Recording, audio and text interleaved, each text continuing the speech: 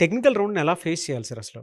Technical రౌండ్స్‌లో వాళ్ళు చేసిన project explain చేయటం చాలా ఇంపార్టెంట్ అండి. హ్మ్. దీన్ని మొత్తాన్ని స్టార్ అనే కాన్సెప్ట్‌తో ఎక్స్‌ప్లెయిన్ చేస్తాను.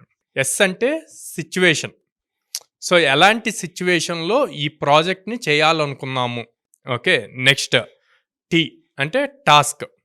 సో, ఎలాంటి టైప్ ఆఫ్ అల్గారిథమ్స్ గానీ, లేకపోతే కోడ్ గానీ అందులో యూజ్ చేయాలి అనుకుంటున్నాం. ఆ టాస్క్ ఎలా చేశాము అన్నది ఎక్స్‌ప్లెయిన్ చేయాలి. ఓకే. తర్వాత యాక్షన్. ఓకే. సో, ఇప్పుడు యాక్షన్‌లో మీరు ఏమి ఇన్వాల్వ్ అయ్యారు? హ్మ్. ఏ టైప్ ఆఫ్ కోడ్ రాశారు? ఏ టెక్నాలజీ యూజ్ చేశారు? అందులో ఓకే. మీరు ఫేస్ చేసిన డిఫికల్టీస్ ఏంది?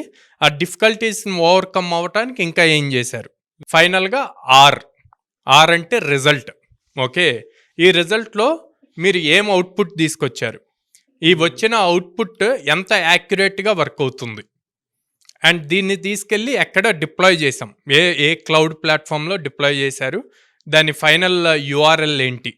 అన్నవి క్లియర్‌గా ఎక్స్‌ప్లెయిన్ చేస్తే, ఈ స్టార్ అనే ఫార్మాట్ గనక ఫాలో అయితే మీ ప్రాజెక్ట్ ప్రాపర్ స్ట్రక్చర్‌లో నీట్‌గా, క్లియర్‌గా ఇంటర్వ్యూయర్‌కి అర్థమయ్యేలాగా ఎక్స్‌ప్లెయిన్ చేయగలుగుతారు.